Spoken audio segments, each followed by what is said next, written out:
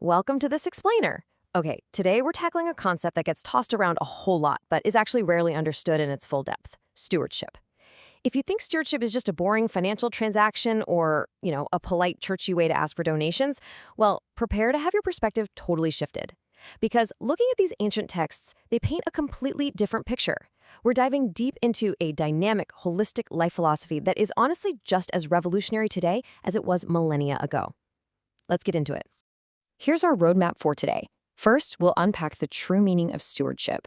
Second, we'll look at Abraham as the foundational paradigm. Third, we'll jump to Malachi's corporate mandate. Fourth, we'll compare those two distinct covenant models. And finally, we'll move from promise to practice. Part 1, the true meaning of stewardship. Let's jump right in and challenge some of those preconceived notions. So, what honestly pops into your head when you hear the word stewardship? If you're anything like most of us, your brain immediately conjures up an image of putting money into an offering plate, right? We tend to view the concept through this highly transactional and, let's be real, sometimes pretty cynical, modern lens. It feels like an obligation, a tax, or some kind of fee we have to pay. But as you'll see, the ancient text reveals something far more profound. The Hebrew Bible actually flips that definition entirely on its head. It isn't just some peripheral duty. It is literally the core human response to God's sovereignty. Think of it as the practical, daily outworking of an entire life governed by a divine covenant. It's about recognizing deep down that you are an accountable manager, not the ultimate owner. Moving on to Section 2, Abraham, the foundational paradigm. To really grasp what this looks like in practice, we have to look at our earliest, most potent blueprint, and that starts with one man, Abraham. His journey shows us that stewardship is really an act of becoming. It definitely didn't happen overnight. We're looking at a 25-plus-year trajectory of radical obedience being tested over and over. It kicks off in year 1 with the monumental step of leaving his familiar homeland of Ur, literally surrendering his own security. Then, years later, it moves to establishing physical markers of this covenant identity, like circumcision. And it culminates in a moment that pushes human faith to the absolute brink.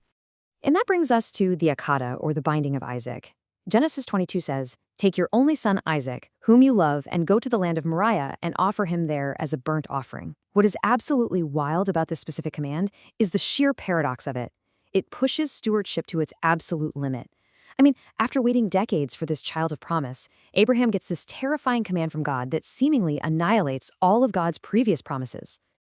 Now, we have to pause and demystify this ancient text because it's absolutely crucial. Historically speaking, this narrative was not an endorsement of the immoral practice of child sacrifice. Those practices actually happened in surrounding ancient Near Eastern cultures, and they were strictly condemned here. Rather, this is a profound theological exploration. It demonstrates that true stewardship means being willing to give your deepest, most precious hopes right back to the Creator. It's trusting the giver even when the gift itself is on the line. All right, Section 3, Malachi, the corporate mandate. Fast forward a few centuries, we leave the individual patriarch behind and land in a highly cynical, post-exilic society that is just struggling with severe economic hardship. And here, the prophet Malachi delivers a totally different kind of message. He hits his community with this piercing, accusatory question: "Will man rob God? Yet you are robbing me in your tithes and contributions." But hold on, before we misunderstand Malachi, we need to look really closely at the historical context. We have to be incredibly careful not to read this through a modern prosperity gospel lens, treating giving like a cosmic slot machine. In ancient Israel, withholding the tithe was actually a massive failure of social justice. The landless Levitical priests and the most vulnerable people in that society depended entirely on this communal support system just to survive.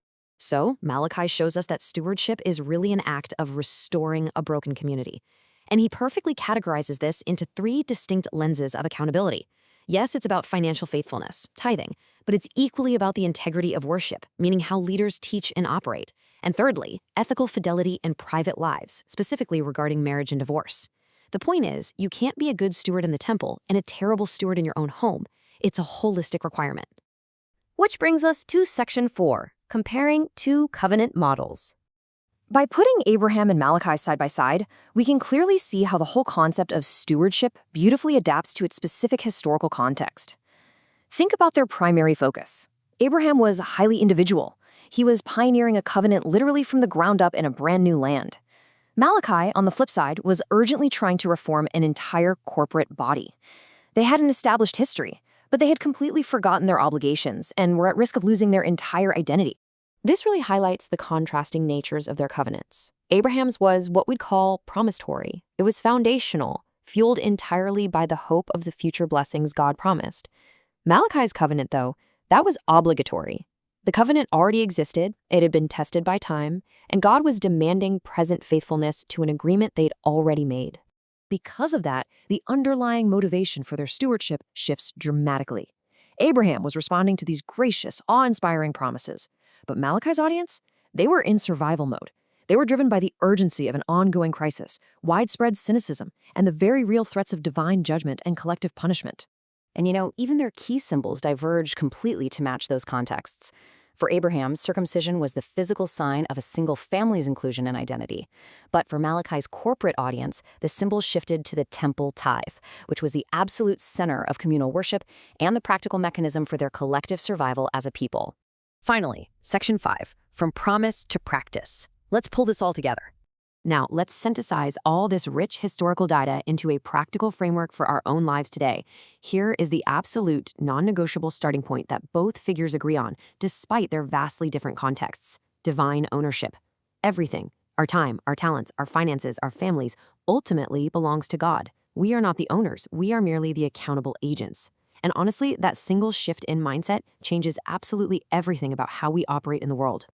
When we bring together Abraham's heart of faithful, radical obedience with Malachi's hands of practical, communal action, we land on these 4 essential integrated actions of a true steward. It requires the obedience to step out into the unknown, the generosity to actively support the vulnerable, the ethical integrity to honor our private commitments, and the dedication to participate in authentic, accountable worship. So, as we wrap up this explainer, I'm going to leave you with a final thought to chew on. Take a hard look at your own life. Look at your resources, your relationships, your time. Are you living like an owner, tightly white-knuckling your possessions in fear? Or are you living as a joyful steward, freely managing a divine inheritance that has been purposefully entrusted into your care? Figuring out that answer, it changes everything. Thanks so much for exploring this with me today.